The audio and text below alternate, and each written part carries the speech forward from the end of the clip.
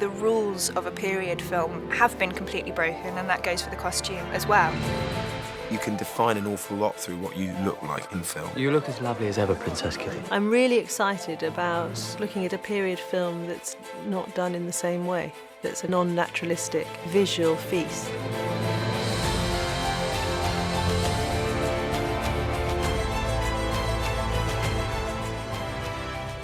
In our very first meeting, Joe said we're going to mix 50s couture with 1870s silhouettes. A lot of 50s couture was looking back to a late 19th century style, and the two meshed together really well.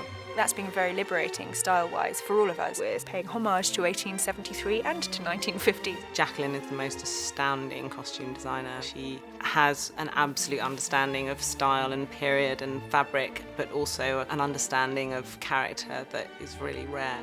Anna! There's two dresses that have got really 50s bodices. The dress that she wears at the tea room and in the Grand Hotel, and the dress that she wears at the races. It's got an asymmetric fastening like this with buttons and a swoop of taffeta around the neck, and then the same 1870s skirt shape. And they differ from the 50s in the sense that they've got a long kind of tail which folds into the bustle so that it accentuates the 1870s shape. It's a real sliding scale, with Anna being the most 50s, and then it slides away to becoming more and more period, with the exception of Betsy, who is not at all period.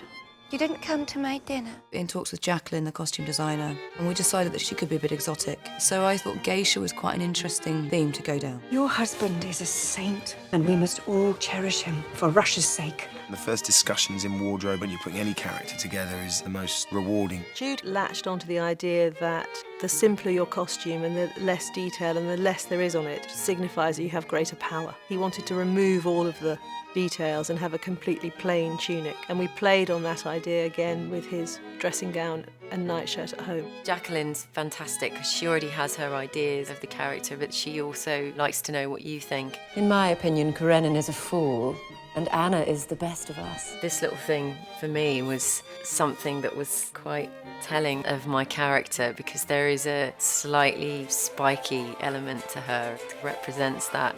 My dear, I'm a sales catalogue. Costume design has been an eye-opening experience for me with Jacqueline. The way they approach costume, there's a huge amount of the character came through the different looks. I'm Countess Vronskaya. I've been in St. Petersburg for the christening of a granddaughter. My character is supposedly aging beauty. I had this idea that she's worried that her neck's looking old, and I wanted some sort of collar. And then Jacqueline, she gave me this fantastic creation. Count Vronsky. Yes? He's a rich, good-looking cavalry officer with nothing better to do than make love to pretty women.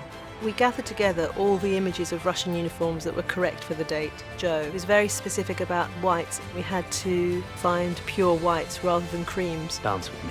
Having me in this black costume and Aaron in this white one, entwining hands and everything, it suddenly became this yin and yang thing, which is what makes it so interesting. The more and more stylised it became, the more I thought that the 50s styling fit in. It's great for the film. I think it's another strand in the theatricality of it. We just set off in the boat that takes us through Anna Karenina, and we get to the other side, and you hope for the best.